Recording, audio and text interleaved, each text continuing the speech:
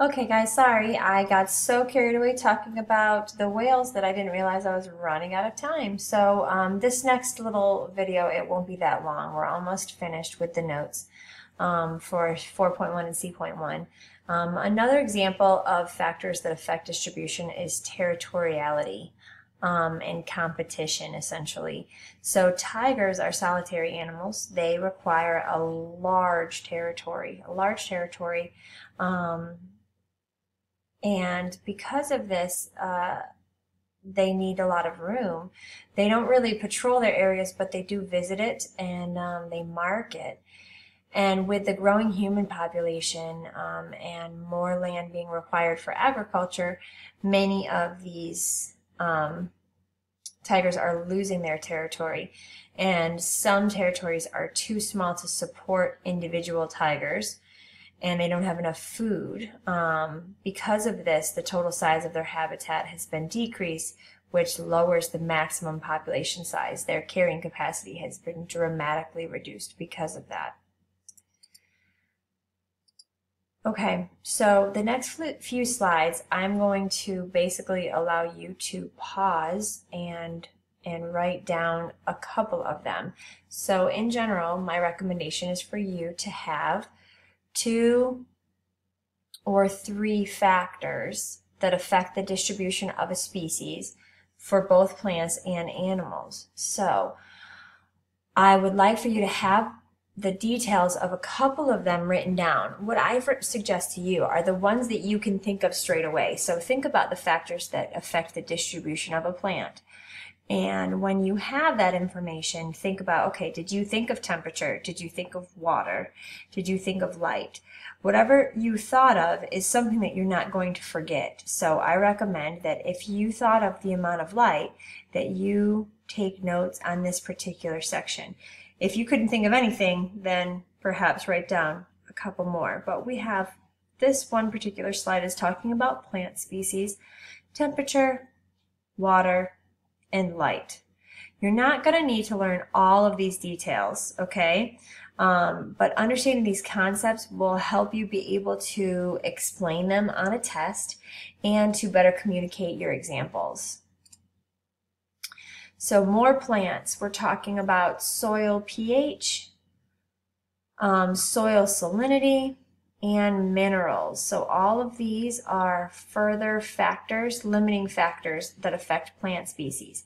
Pick a couple, 1 or 2 max, and just have them written down in something that you can keep memorized. Animal species. Animals are affected by temperature. They're affected by their body sizes. Homeotherms, organisms that maintain a stable internal body temperature. And the opposite, which would be poikilotherms, which basically are their temperature is variable based on the environment. So this is their internal temperature is going to be a factor that affects them. Water availability, breeding sites.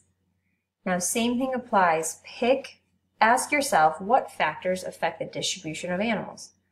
Those 2 or 3 factors that you can think of, find them on this list and write them down.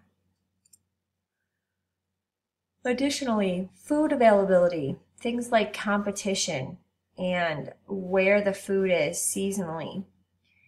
Territory, competition here as well, okay? Okay, here is an example of a paper 3, option C question. Discuss the definition of the term species. I would like for you to come up with 9 bullets. It's 8 marks. You're going to shoot for 9 to see if you can fulfill that full question. Take your time. You have more than 3 minutes since we're not doing it in class. When you submit your answer, and then we'll go from there. So here is what the moderator was given for the answer key, essentially. What is a species? A species is a group of organisms. Share a common gene pool. Show similar morphology. and capable of interbreeding and producing fertile offspring. Now, my guess is that you have something, at least probably 2 or 3 of these in here, that you probably considered as one mark.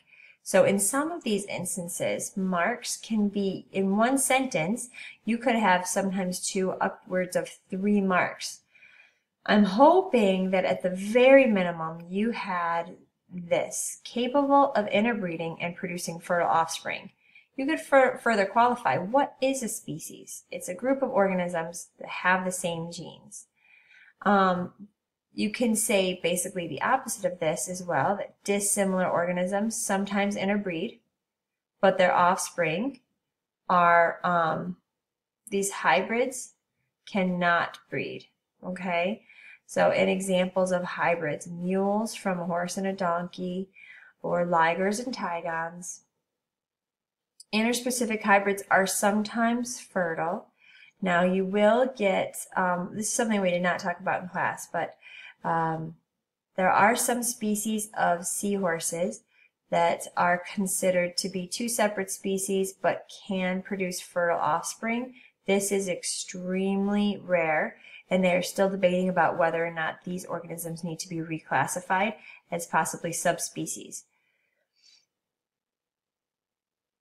And additionally, the same is true where sometimes organisms that are very, very similar that should be able to breed will not interbreed.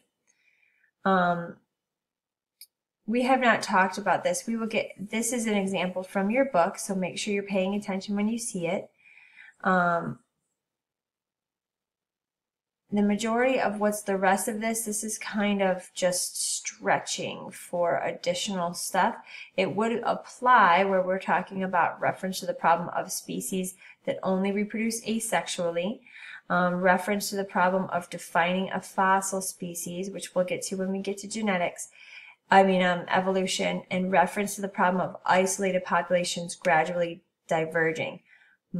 These 2 we'll get to when we get to genetics. So hopefully you were able to come up with at least 8 there. So basically, my goal from here was to go over the genetics test, but not everybody has taken it yet. So